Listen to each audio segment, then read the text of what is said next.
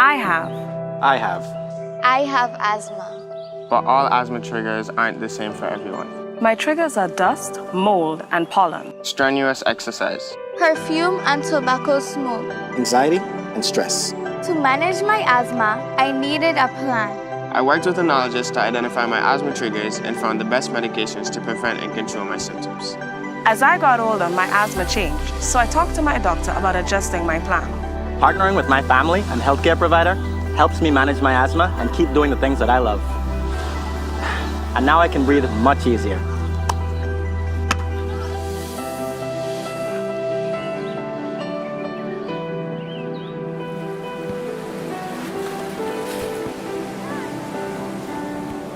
To learn more about managing asthma, visit doh.vi.gov. The 2020 Census of the Virgin Islands is being conducted. It's a count of the entire USVI population. A census taker will visit your household to conduct an in-person interview. Participate by answering all questions asked. Your answers are confidential and protected by law. The results affect how much we receive in federal funding for our schools, roads, hospitals, and much more. Complete the 2020 census and be counted.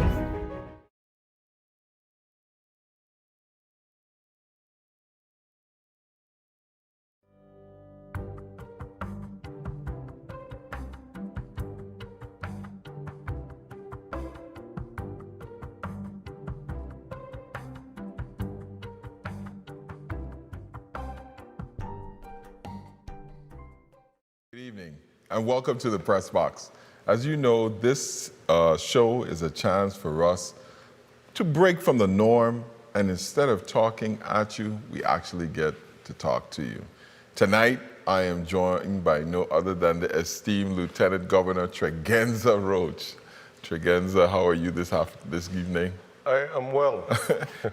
You know, it's funny being, when we originally started running, I could still envision that toast at the table at 4 a.m. in John's house. Mm-hmm. The way that you think about government and being governor, lieutenant governor, it's so wildly different when you actually get in and you set up. I think the last time we did something public, you talked about, you know, how being lieutenant governor, you have a total separate job, and being governor. So a lot of the times we don't get to actually enjoy the benefit of one another's company as much as we would like. Mm-hmm. So how's it been going?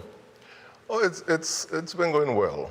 I always want to begin by commending my staff. Right. I work with some really wonderful people. And whenever I get any complaint about anything that they do, I remind people that every single day of this pandemic, my staff has been working. Yeah. We've reduced hours in some instances, we've given days off in other instances, but pretty much they are at the office regularly. And I'm glad you made that observation, because I think getting people to understand that the role of Lieutenant Governor in the Virgin Islands is different from in any state. Right. As the Commissioner of Banking and Insurance, as Chairman of the Banking Board, and being responsible for the entity and its divisions that really generates the second highest amount of revenue for the government of the Virgin Islands is a challenging one. Getting people to understand that I'm not like a sitting lady and waiting for you. Waiting for me to leave. A lot of people misunderstand that. That's what they think I'm doing. Yeah, there's a full-time job there, and I'm telling you, I must say, going through the pandemic, you know, the most common thing that I've heard, oh, Governor, you know, you need to shut it down, people stay at home, you know, get to the stay-at-home order, and then, you know, the next day they're calling me, Governor, nobody's answering the phones. That's right. That's right. You know, we slow it down and we shut it down. We have really done a job in terms of shutting down our offices, and that has actually slowed government process somewhat. And we, you know, I have recently asked the commissioners, my staff, to get together about permanent solutions to what we're facing with in terms of being able to connect those switchboards at home on their computers, because we have that capability now, upgrading our phone systems to serve the public a little bit better, because one of the things that we certainly haven't been able to figure out is how do you sit in your house and still be at the switchboard operator at the same time, and we want to keep people safe. But nevertheless, you know, your staff, the financial team, all the people, hardworking members of the government, we've been doing a fantastic job of tax collection and revenues. As a matter of fact, during the early parts of the coronavirus pandemic onset, we made an active attempt to reduce our budget and reduce our expenditures and spending, because we figured the money would not be coming in. At that time, I remember talking to our Director O'Neill of OMB, and she wanted to cut the budget somewhere to like from $870 million to $670 million. I was like, no. we can't cut the budget $200 million. But they're about a little over 20%.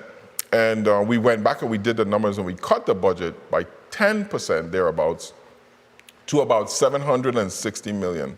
Well, I'll be told, we have collected over $850 million in revenue in this calendar year, even though Main Street has been closed and we haven't been gotten a single cruise ship in, even though a lot of the construction projects that we wanted were slowed down. And people wondered why during the pandemic, I fought hard and worked with Lime Tree to keep that place open, because there's 3,000 workers thereabouts working there.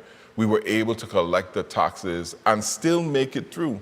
And for 6 months, believe it or not, and most people just don't reckon with it, a lot of government employees have been home on alternated schedules, coming in and leaving early. And we have made every single payment of the not only employees, but if you remember back in the last administration, one of the key things was that the retirement, the GRS, was not paid for a long time. Remember, they had to catch up. Yes. We have not missed a payment. We have not missed a payment to WAPA. All our vendor payments we are making on track. As a matter of fact, the only thing I think that is really outstanding at this point is payments that have not really come back in, and of course the FEMA payments that were made or weren't made for the roofing program and whatnot during the hurricane. So it was really good to know that this year we, as an administration, we were able to give out $20 million in tax returns, even though it was a pandemic, and a total of $65 million in tax returns in a single year, which I think is a Virgin Islands record. So thank you and your team for Thank you. We appreciate that. From our point of view, I think one of the things we also must recognize and what we also must commend are really the people of the Virgin Islands, because in our case, we found people who understood that one of the challenges would be keeping government afloat, and that people tried their utmost to meet their obligations to the government. We actually had people complaining about not being able to pay. And then, of course, we also had the amnesty that expired during the pandemic, that expired in July, and people who had an opportunity to make good on prior obligations to the government. And I think that one of the things that we really have to keep underscoring is that, yes, we're managing a public health crisis, but there are different types of health. And there is health that comes from people feeling productive and useful in their lives. Some people get a lot of satisfaction out of the work that they do. Some people get a lot of satisfaction out of running their businesses and the interaction and engagements that they have with other people. And so I think people should recognize, and I think some people do, that it is a real challenge to accomplish a balance. I tell my employees, if business is going to be operating, we are the trademarks and corporations divisions. We are the people who do the franchise taxes. So if people can rely on us being available as well, then all business really ceases. So And it's just important. And I think we use that word shut down loosely because the government has actually never shut down. Your office certainly has collected through it. But you're doing some amazing things there with land taxes in terms of collections and stuff. Tell us a little bit about what your office has been doing. Well, actually, one of the things where we've used the time, one of the things, even though we've stayed in the offices, we've changed the way that we do business. So in some instances, we only did business by appointments, people actually making appointments to come in. In some offices, we didn't have any in-person contact at all. And so we use the time to see where we can make improvements, particularly to the online modules. So last week, actually from the 1st of the 5th to October, we actually reduced service in our tax assessor and tax collector divisions because we're going to have a new online system that is going to make our collections process even more efficient. And it's going to make the generation of tax clearance letters that facilitate real estate transactions, that's going to be made more efficient. And so we're going to be making announcements about that tomorrow and actually into next week. The Catalyst system that we have that deals with our corporations and trademarks, we continue to expand the reach of that. We are encouraging all of our businesses to register for using that. And we have, throughout the pandemic, done virtual information systems, programs to facilitate the use of the system and to make people knowledgeable of the benefits of using it. And the beauty of the virtual ones is our staff doesn't have to be, we don't have to travel to St. John, we don't have to travel to St. Croix. The St. Croix staff doesn't have to come to St. Thomas. We can all connect. We can have people call in, register, and we can lead them through the system and have them become registered users. I think, so the one thing, I'm the eternal optimist as always, and, coronavirus has definitely put a set of challenges before us, but it definitely has had its benefit. And one of those benefits has been the advent of technology in our place. I just want to say a special shout out to all my educators, my teachers, and who are now not only the people that we employ, but every single parent in the Virgin Islands who's at home trying to get their child on that e-learning. God bless you. I know it's difficult. It's a tough time for us all, but to all of you, especially our teachers at the Department of Education, our paraprofessionals and the like, we trying to give you as much support as we can because we know it is rough out there. And it's going to get rougher, financially at least, because next year is going to be a tough year for us. As usual, we sent down a budget to the legislature that was quite conservative. We got back a budget that was about $70 or $80 million over what we sent down, because I think we were at 742 when it came back somewhere around 815 million. We continue to tell the legislature we have to be very conservative about our spending. Of course, we control the purse strings anyway, so we will be taking that march through, allowing for our departments to function, but at the same time making sure that we prepared for lack of revenue next year, because no money was made this year, and we've had over $300 million or so pumped into the economy over the last 6 months that is helping us. That money may not be there next year as we're not getting those that stimulus back. And we continue to fight with the pandemic. I was speaking to some people while I was away last week about pandemic living in the States. And when you go there, it's like it's non-existent. The local news and stuff, they're not talking about the pandemic. There's no information.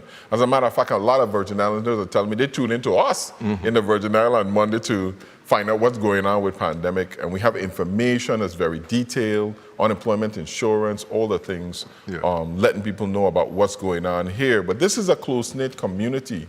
So, people always want to know.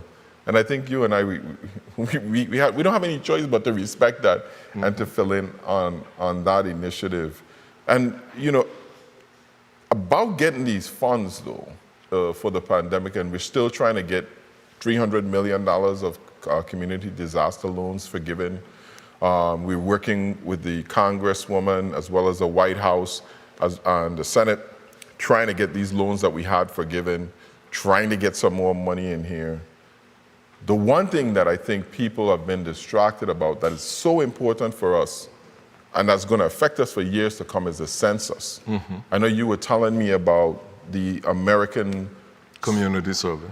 And how important is that to the street naming initiative? Well, two things we should share about the street addressing initiative.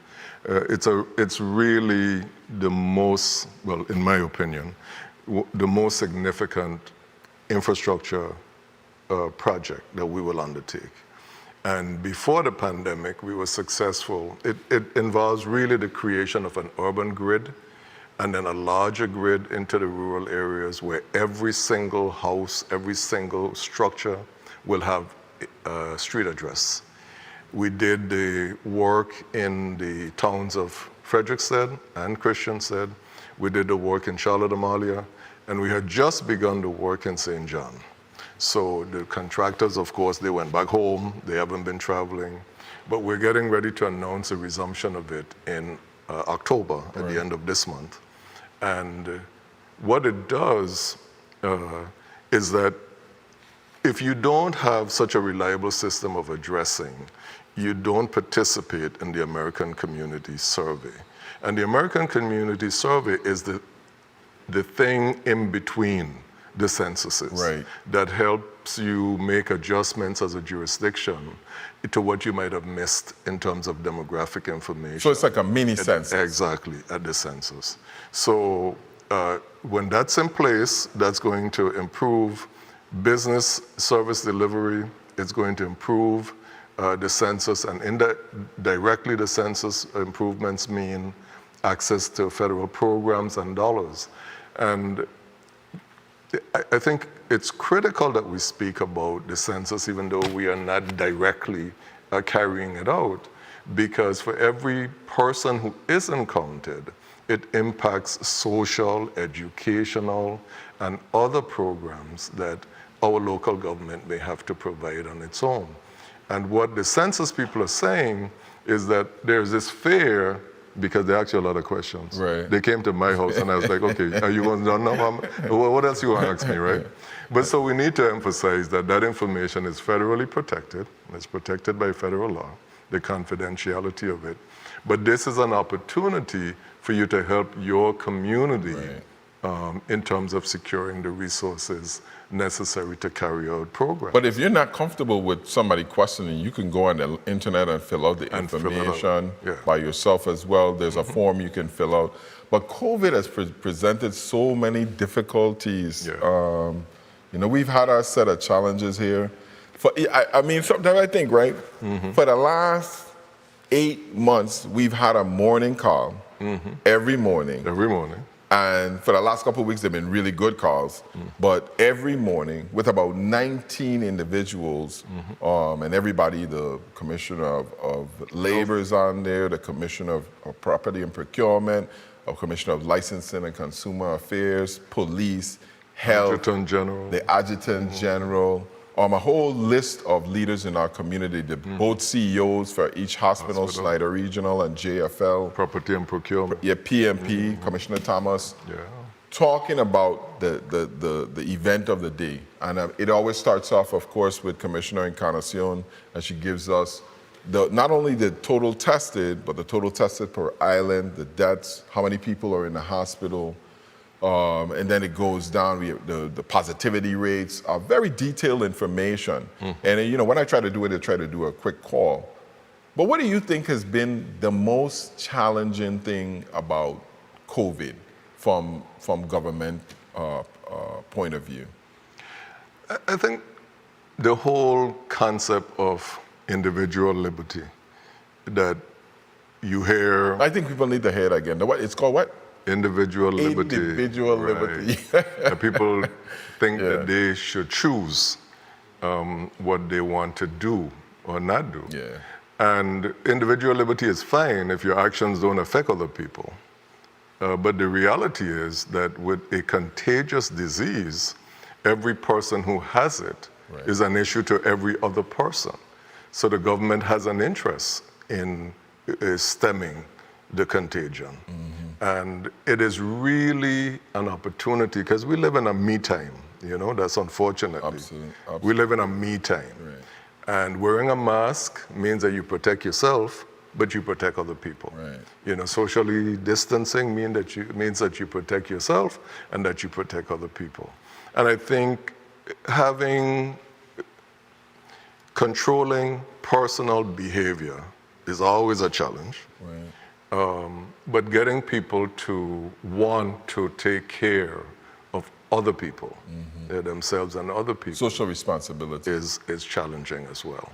Yeah, for me, I think early on in this, when I remember we would have meetings with the vice president and all the other governors, and early on I realized that these people didn't have it together.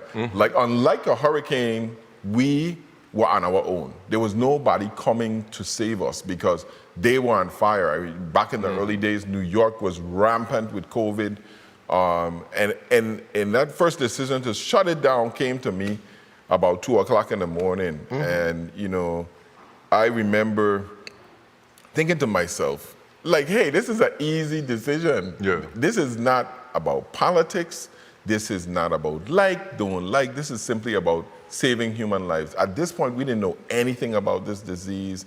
We were being misinformed that it's going to be done by summer, that people wouldn't die from it. It was just like another little cold, and we shut it down. And I remember one day you called me and you said, because there was a lot of talk about what was right and what was not to do, and people were complaining, and you said to me, remember, people who are talking do not have 110,000 souls counting on them to make a right decision. And that stuck with me throughout the whole time. I use it to today. It sticks with me. I hear you with that nice deep voice in my head. They don't. And keeping people safe was and still is the first priority. Yeah. But then once I realized that there was going to be no end to this in 2 months, in 3 months, then we had to march forward and take the precautions that we have. And we learned a lot going through it, but it has been certainly a challenge over this last 8 months. But when I go in the community, I've done 2 events since I've come back. The groundbreaking at Fortuna we did today for 57 new homes, and yesterday Sean Miller breaking ground on standard aviation. And there is a lull, a kind of a dullness among our community that I've noticed, that people are beaten down. It's been 8 months. Whether you're getting paid, you're working, people can't go on vacation, they can't get a break. They're home, they're dealing with the kids, their parents are locked away. So it's a very, very deep heaviness in our community. It is because the other part about it, when you ask me to reflect on the challenges, I think it kind of cuts to the very core of who we are as a person. I remember the first time I went to a funeral in the COVID time. This is what I'm going to call it, the COVID time, right? And this was a funeral for Mr. Valak in St. John. And I love St. John, right? And there are people there who every single time I see them, they hug me. Yeah. Every single time. And there was one woman in particular, and she came up to me and she was like, LT, I can't even touch you, right? And I said, we'll touch again.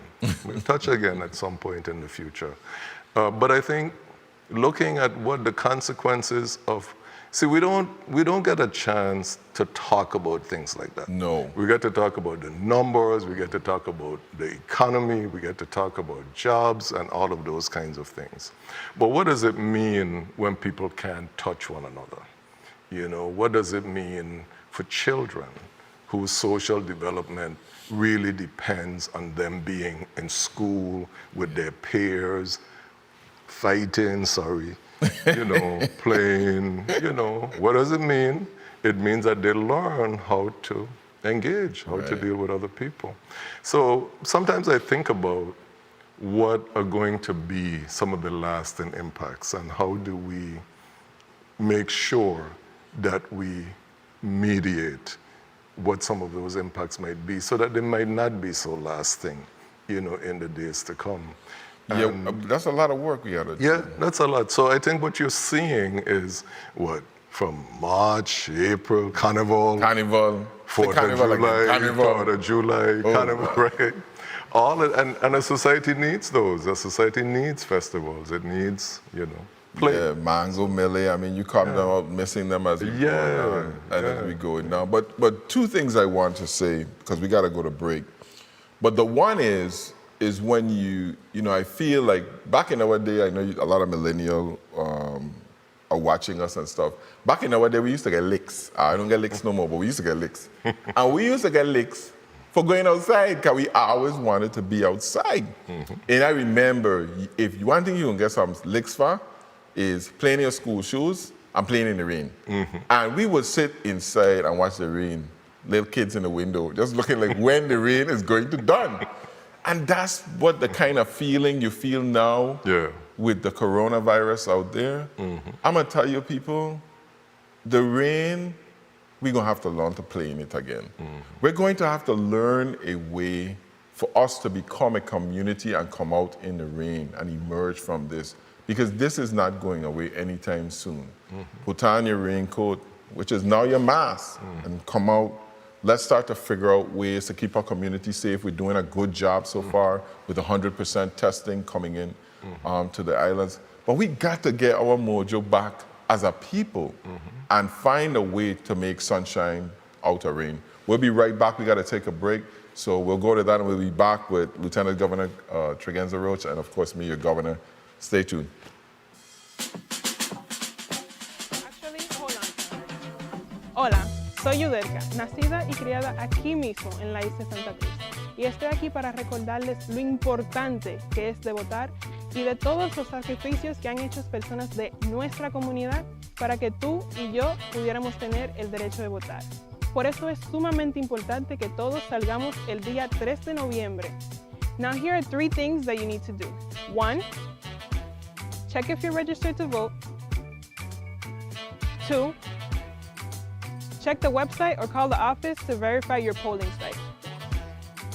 And 3, ask about all of your voting options for the November 3rd elections. As a matter of fact, I think I'll vote right now.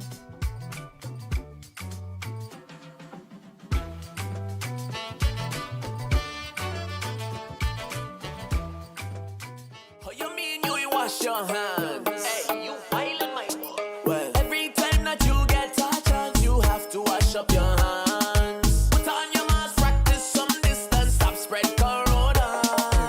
It's Adamo. And on behalf of the Virgin Islands Department of Health, hold it down on all the mass gatherings. Wearing a mask not only protects you, but it protects your loved ones and your community. Help stop the spread of corona. The 2020 Census of the Virgin Islands is being conducted. It's a count of the entire USVI population. A census taker will visit your household to conduct an in-person interview. Participate by answering all questions asked. Your answers are confidential and protected by law. The results affect how much we receive in federal funding for our schools, roads, hospitals, and much more.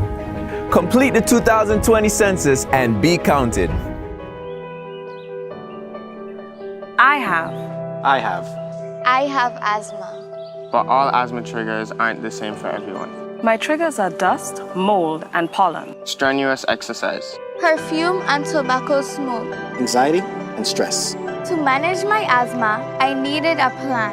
I worked with a neurologist to identify my asthma triggers and found the best medications to prevent and control my symptoms. As I got older, my asthma changed, so I talked to my doctor about adjusting my plan. Partnering with my family and healthcare provider helps me manage my asthma and keep doing the things that I love. And now I can breathe much easier.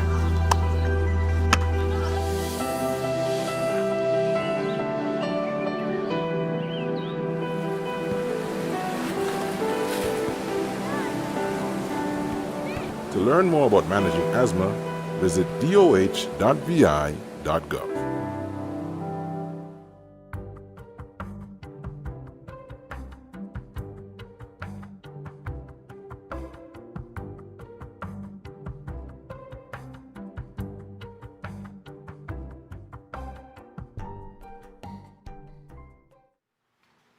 Good evening and welcome back to the Press Box. We're here tonight with Lieutenant Governor Roach, and of course I'm your Governor Albert Bryan Jr., talking about all kinds of issues. As usual, on this show we talk with you, not at you. And we've been picking up questions along the internet, and the number one question wherever I go is, Governor, when are I gonna get my tax check? Nobody believes that I didn't get my 2017. They think I'm lying. They think I can go in and put it at the top of the pile. I haven't got mine either. Okay. I did get my stimulus check though, so that was nice. As a matter of fact, we cashed it the other day. Okay. But in terms of the tax checks, you have to realize that we're cranking them out as quickly as possible. I remember back in May, I told people on the radio, just don't even think about tax check. But we still were able to crank out another 30 million for the year. So we've hit our goals for this year in terms of our last fiscal year of 65 million. We have another 55 million this year to put out as well too. A lot of people call me on the last $10 million that we put out. I don't know what, it must have been a magic 10 million. A lot of people I know texted me and called me and said, hey Gov, thanks for the tax check. We're finishing out 2017 now. I think a lot of people who were in audit getting their taxes, their tax return, and we're working on 2018 for this year. So this year's budget, I think we have up 55 million scheduled payments. If we get more money, we will pay more. Hopefully we'll be able to pay out all of that 55 million and as we go along. The one thing I want people to recognize though, is that we have to keep cash on hand. We're about to close on another $60 million. Remember, we got authorized back in March to get $60 million to meet July payroll. Well, we're gonna get that in the next week or so. We had it now as a letter of credit so we could kind of draw down as we move along. But we don't have any real need for that now. We have enough cash to get us through, into January, I think. God willing, and no real problems happen. Thank God we didn't have any hurricanes so far this season as we approach into October. But the tax situation is we're trying to fix a situation that has been wrong for years. And we're on pace to do that. I think first year we paid out over 45. Last year we paid 65. We're about 100 million in 2 years. Gotta be a record. And then this year we're gonna pay another 55 million because we're gonna get caught up as long as the economy and the revenues cooperated with us. So work with us. We're trying to work with you and trying to get that money to you. But there's so many priorities. I get calls about the 8% still. We're still figuring out a way to do that.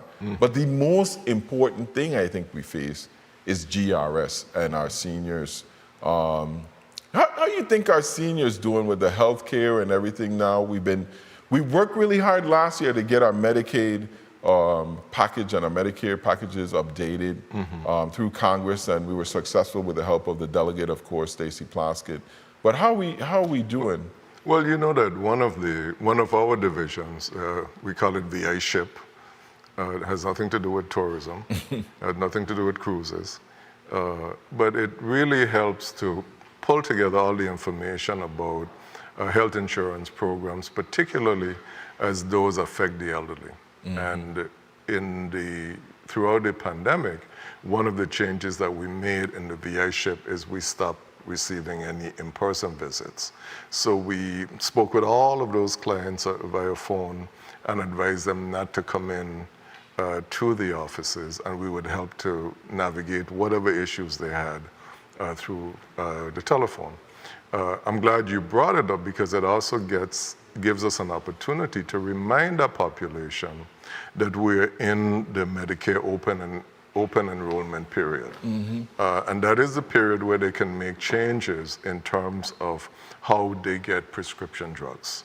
And this period runs from the 15th of October to the 7th of December.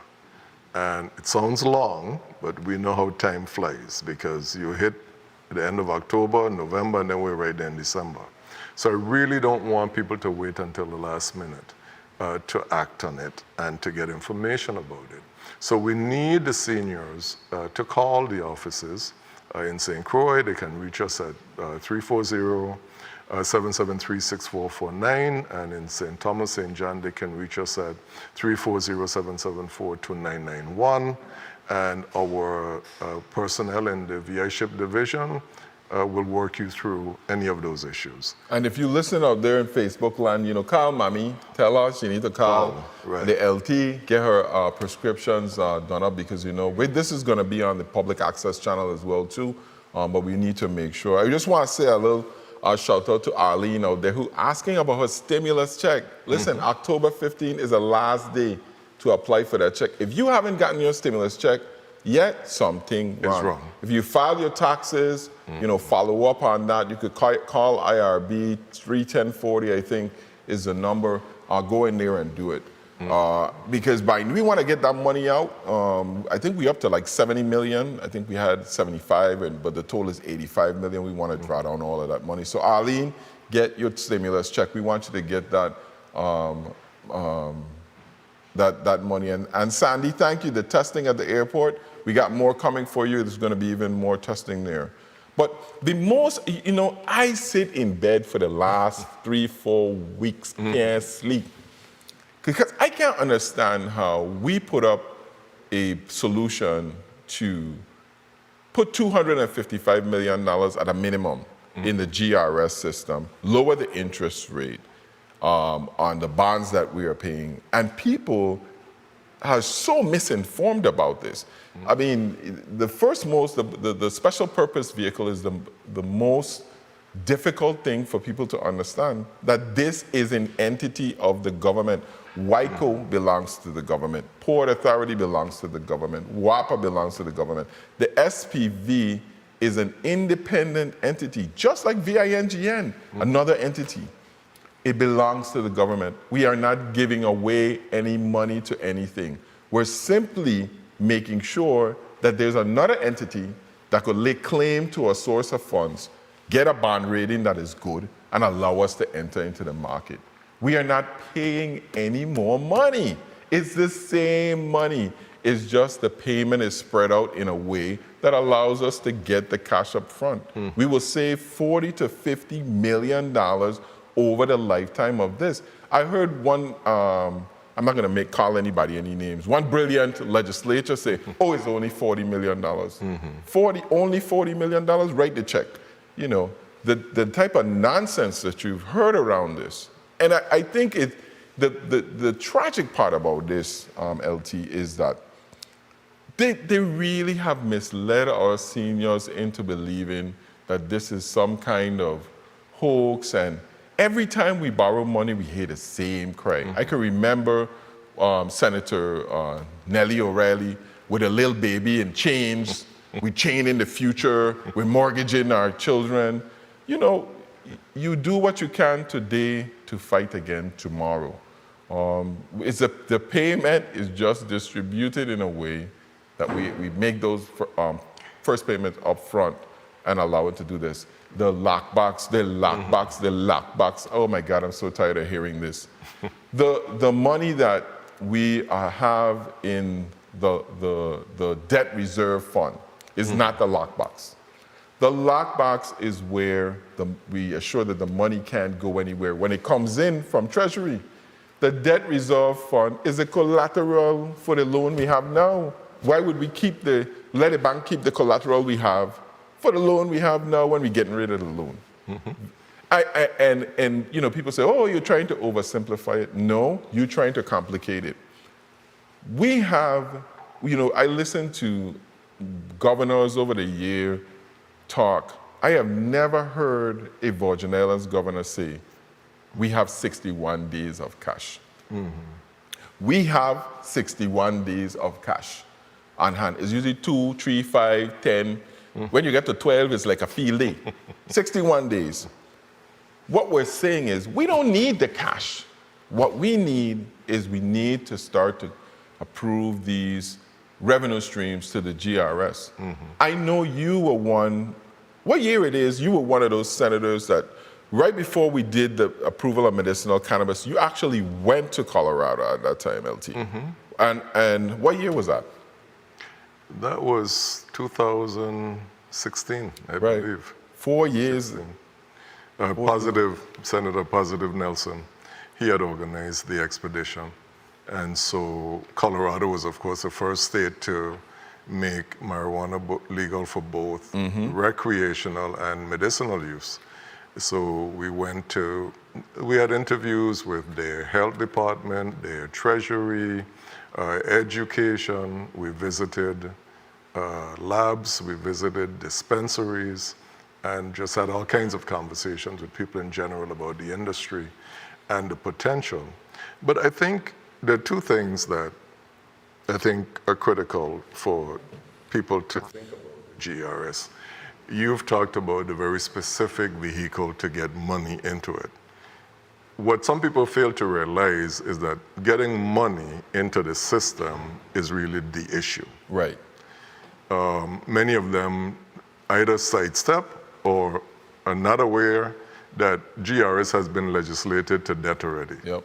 To the point where, with the creation of Tier 2, the people who are in Tier 2 will pay 30% more for a retirement package that's worth 30% less. They're paying what? Than the persons in Tier 1. 14% out of your check towards this. That's right. So that if you legislate it anymore, you make it totally unattractive to any person coming into government service. If you're going to create a Tier 3, right? Right. And so streams of income going into the retirement system, separate and apart from employee and government contributions, is critical. We've already changed the retirement age. We've already changed how you calculate the benefits for retirement. All of those things have changed. And so, unfortunately, what happens is sometimes the GRS doesn't become enough of an advocate for these revenue streams that will help it. I remember, spearheaded by Senator Liebert, when we had a conversation good old Rocky. About good old Rocky Liebert, a conversation about, again, at the time they were talking about making a 30% cut in annuities. And we were talking about a bond issue, and I said, you know, I'm going to support the bond issue on one condition. I think we should put into that bond issue at least $100 million for the retirement system. At least. You know what they say? What? Ain't enough. Of course it ain't enough. But you're not saying the same thing now. Of course it's not enough. Right. But you begin, then you identify the other streams, and you make some other changes to the infrastructure of it. You look at the board, you look at investment strategies and all of that, but principally you need to put revenue into the system. I mean, it's a very simple equation. You know, my mother always used to tell me about stake mouth and starting pocket. And, you know, we beaten around the bush. I listened to some of these esteemed legislators talk about this, and I'm like, you get to the point where you're like, okay, so what are you really saying? You don't think we should put any money into the system, or the system is only going to get a year and a half? What are they really saying? If you're going to oppose, propose. I feel like what you name with it here, Dan King up here. If you're going to oppose, then propose. We have not heard one single revenue suggestion about the GRS, and I want to make sure people understand that the government of the Virgin Islands already puts a substantial amount of GRS money in over and above what is regularly required. Last year, we raised the contribution on the government side 3%. January, we're scheduled to raise it again another 3%. And the following year, we're scheduled to raise it another 3%. That's almost $30 million more by 2022 into GRS from the government. But putting straight cash doesn't solve the problem. You need to figure out how to float that cash work. Yes, how to get a significant amount of money. And we have the opportunity now for two reasons. I think, number one, the markets are low in terms of the interest rate. But for the first time in a long time, the revenues of the Virgin Islands government are going up. The tax collection, gross receipts was up 40% in year 2020 over 2019. And this year, we probably just came in at level, or we're probably a little over. And up to last week, in looking at the cash flow, We $30 million positive last week alone in terms of cash flow to the government. So that means that we're taking in enough money, more money than we're actually putting out.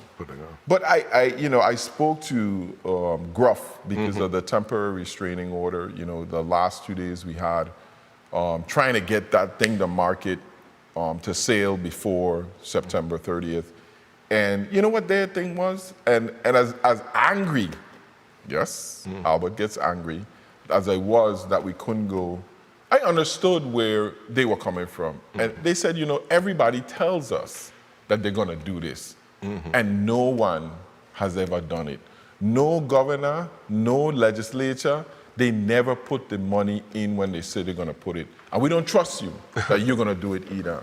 And I get it because from the beginning, we have told them to establish government security and restore trust.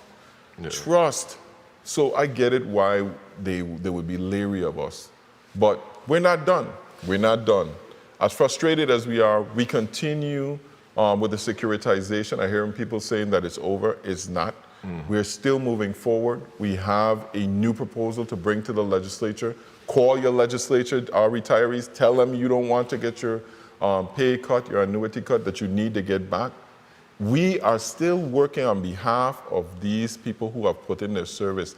Not only the retirees, because you who are out there working in the government, you got to retire someday too. And you want to be able to count on something that's going to be there for you. So tell your senator, you want to be able to retire next year, the year after, and collect your full annuity.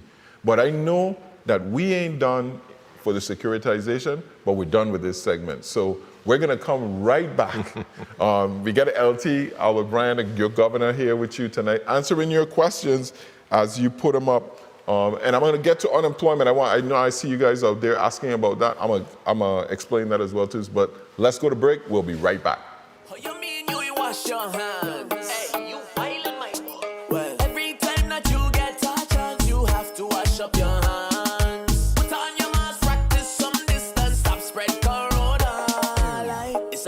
And on behalf of the Virgin Islands Department of Health, hold it down on all the mass gatherings. Wearing a mask not only protects you, but it protects your loved ones and your community.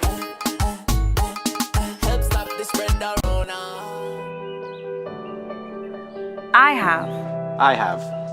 have asthma. But all asthma triggers aren't the same for everyone. My triggers are dust, mold, and pollen. Strenuous exercise. Perfume and tobacco smoke. Anxiety and stress.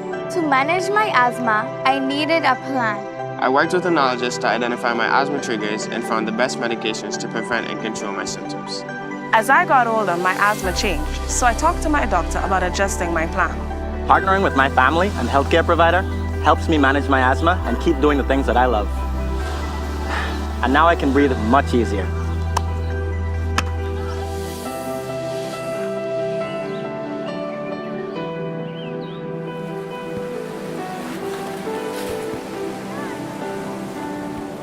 To learn more about managing asthma, visit doh.vi.gov.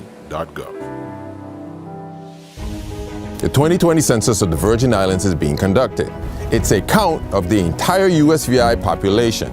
A census taker will visit your household to conduct an in-person interview. Participate by answering all questions asked. Your answers are confidential and protected by law. The results affect how much we receive in federal funding for our schools, roads, hospitals, and much more. Complete the 2020 census and be counted.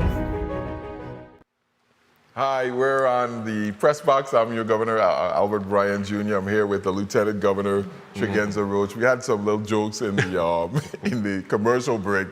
But you guys are asking some great questions on Facebook, and we want to get to those. We got 10 more minutes. But I want to let the Lieutenant Governor wrap up on GRS. No, I just wanted to share a thought, and it really goes in line with what you were saying, because we really need to find a way to also engage the Tier 2 members of the system. Right. Because very often we hear from the retirement organizations, whether it's Gruff or there's another one right now, I'm not remembering the name, but They're the ones who have the time to go to the summits when GRF holds a summit.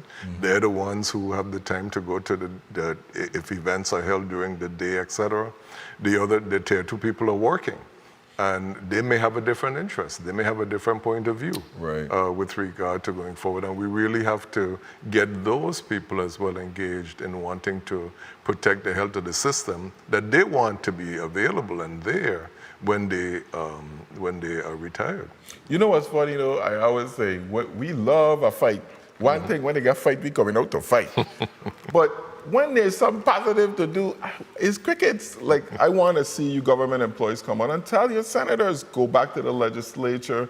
We want to make sure our retirement is going to be there for us. We're paying 12, 14% of our check into a system that's going bankrupt, and no one is doing anything. Governor Bryan here to help you. Tell them pass the cannabis bill. That's $20 million a year. This is $85 million for the first 3 years and $20 million for the next 7 years. I get a little excited about this because, you know, I didn't come here to play around. I don't like driving around in black car, the air condition nice. I came here with the lieutenant governor to solve the people's problems. And in order to solve them, you got to face them heads on. And I'm speaking to our legislators. I call them our 9 that really went out there and supported this. Give them your vote. These are people who have the guts and the cojones in order to do that. So I'm telling all of the people that are aspiring out there coming to the legislature, pack your cojones when you come, because these are tough times, and we need people who are willing and able to make tough decisions. And if you're not, do something else. Police, we need police. Join the police force. But don't come here unless you're ready to lead. And I'm going to be quiet on that. I saw some questions about, the people still asking about plates. We ease up on the plate thing, the plastic thing. We ease up so much, so we have a program that's going on. You're going to be hearing about it in conjunction with Taste of St. Croix. We're giving away $100,000 worth of disposable, biodegradable stuff to restaurants in order for them to be able to give a little ease to those businesses. We gave some money to 10,000 helpers to help with the homeless. We got lining up money now for the Women's Coalition. As you know, violence in our community is on the uptick. And also for the Women's Coalition in St. Thomas, St. John. Usually the Family Resource Center. The Family Resource Center, we got some money for them too to deal with the amount of stress people are getting, taking it out on their spouses and their loved ones. So we're dealing with that. I see people out there asking questions about unemployment insurance. That's what I want to talk about. You all know I'm a former labor commissioner. I'm going to tell you now. Unemployment insurance is the most complicated thing in government, understanding it. Training people to get into that office is extremely difficult. And there are very few people who understand it. I have a little good grasp about it.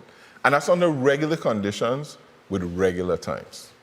There are 5 different programs for unemployment now. I'm going to tell you plain, I don't know.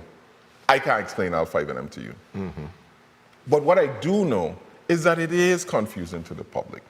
And the fact that the president and the Congress saw fit to give people who are self-employed an opportunity to make unemployment dollars has created a havoc. It's a beautiful thing because these people could get money, but they should have just said, listen, anybody who wants a check, come in and sign up for it and just give it to you.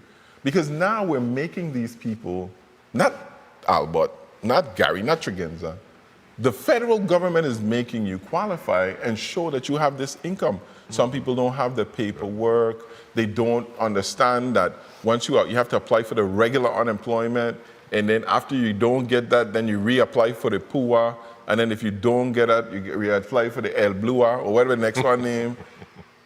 People are confused. I get it, people. But let me tell you something. I went down to labor yesterday in St. Thomas. Those ladies and men in there are working hard to get you your check. You know, sometimes I know it's confusing, but you gotta go through the process and you gotta fill out that paperwork. It's not us, it's the feds. If we don't fill it out, we got to give back the money.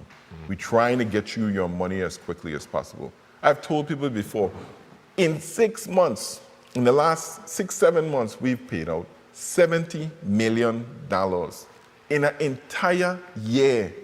Unemployment, a bad year, they pay out $10 million. So we have been paid out 7 years of unemployment in 7 months. I mean, and I know you don't want to hear it. You don't want to hear it. You want to get paid. I understand. I went down there personally yesterday.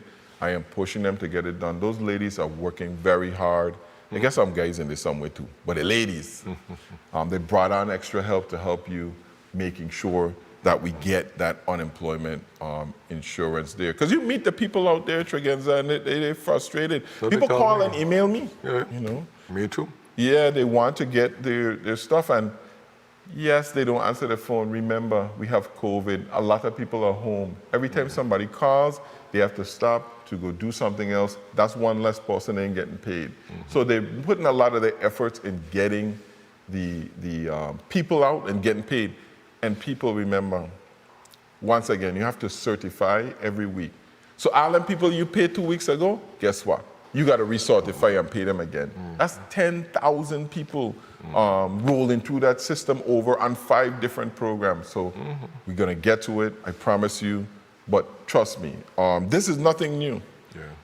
People calling in about the virtual system and the freezing. We got you.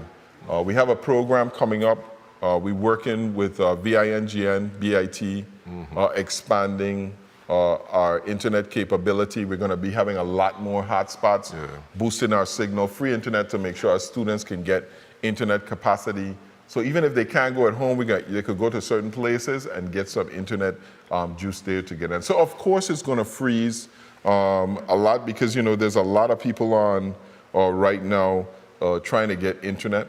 The other day, Zoom crashed. My daughter was up on doing online school. Zoom crashed. The entire system fell. So many people were on it in the Virgin Islands. Let me look here to see what else you guys are asking about. From the employment side, I think I always want to remind people, yes, we don't want to appear insensitive to people needing their checks and getting their payments, but I always want to remind people that our employees are also in the same pandemic. Right. They're dealing with the same stresses. They're dealing with trying to keep their family healthy. They're trying to deal with their own issues, stressed out as well. Yeah. And so we kind of all have to work with one another and be mindful of the needs of our employees as well. I'm always going to be an advocate for employees of the government of the Virgin Islands because I just happen to have a lot of very good ones that I work with. A lot. More than that in the various divisions. You know? I saw Priscilla, you asking out there when we coming to clean up your neighborhood. We've been cleaning and picking up junk cars. I want y'all out there, tell them stop putting the junk car in your neighborhood. You guys know who have these things there?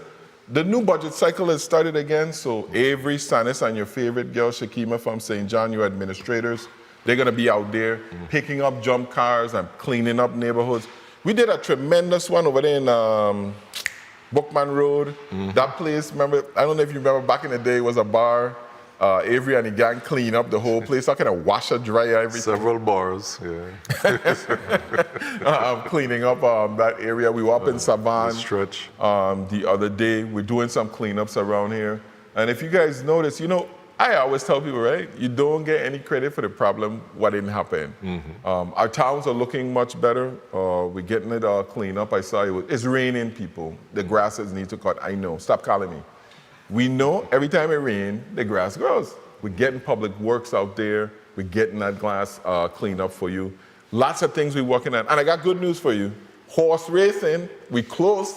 You know, keep your fingers crossed. We should be coming back to you within the next 30, 60 days here. I think we got a new direction for it. Had some great conversation with all the parties. That's good news, lots of good news again. This week, the Third Circuit Court of Appeals give us a blight on the excise tax. We might be able to be collecting that. That's $40 million worth of revenue that we haven't collected in the last 2 years. See what I'm telling you? You know, don't worry about what's gonna happen 10 years from now. This is $40 million coming our way next year.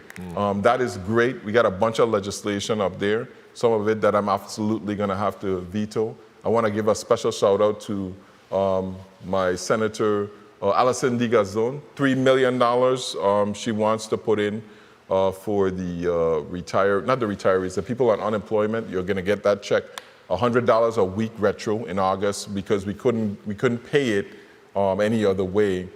They passed a law. I'm going to have to veto it, but as a resolution, I told them to do it as a resolution. We're going to honor it, though. We're going to pay out people $3 million. Great motion. But we want to see some stuff from the legislature. We need our cannabis bill. We need this securitization. We need the merger of EMS and fire. And we need to keep moving. You know what we didn't talk about, LT, and maybe we have to come back on it, is the corporation and trademarks. There's a bunch of legislation in there to update that, that would allow us to get the same corporation and trademarks as laws as Delaware, which could set us up for a lot more cash receipts. Revenues. So I'm hoping to see that and a lot of other legislation come forth. I want to thank all of you beautiful Virgin Islanders for participating today. I want to give LT a chance to wrap up before we kick the bucket and go here. Well, it's been a great opportunity to talk about some of the things we don't get to talk about as we're in our various divisions, and certainly to share information with the public.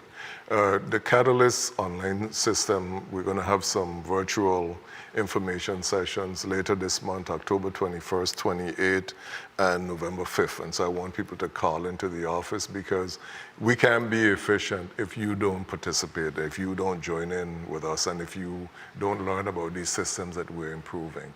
So we just continue to try to do our very best to keep the engine of government running, and to be mindful of the health and welfare of our customers as well as our employees. I just want to tell you, thank you for being on here. And as I close, I want to tell you a story of two friends of mine, Desire and Will. See, desire is something that everybody has. Everybody wants a new car, they want a new house, they want a new job, they want an education. But many don't have Desire's good friend, Will. Will is what makes it happen. Will is the one that makes you work hard at night, sacrifice. That was the one that would make you lose sleep. Will is the one that makes you cry in the night, make sure that you focus on what it is you're trying to achieve here. Throughout my life, I have coupled desire and will, and understand that the little brother's sacrifice is essential too.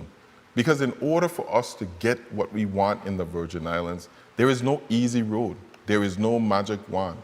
It'll take desire, where we want to go with the GRS system, and will, what we have to do in order to get the money into the system and to survive, and sacrifice what we will have to pay now and in the future to make sure that not only the current retirees, but the retirees to be are okay. I want to thank you for joining me and wish you all a pleasant good night. God bless you. Love you. Have a great evening.